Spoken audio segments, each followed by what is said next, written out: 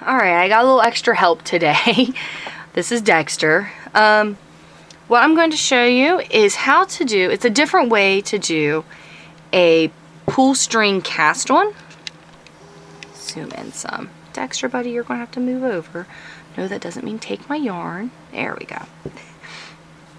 Okay, so you pick your loom, and what you do,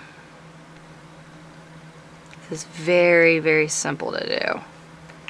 You just weave in and out.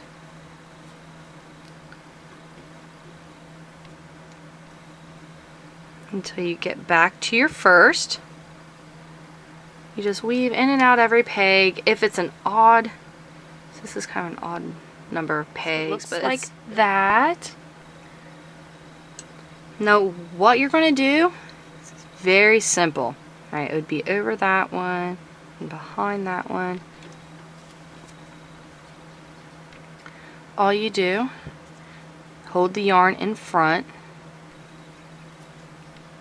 pull the working yarn over. You just hold it in front. Every other peg will have a loop on it already, and those ones you just pull over. So this is just a different way to do a pull string cast off.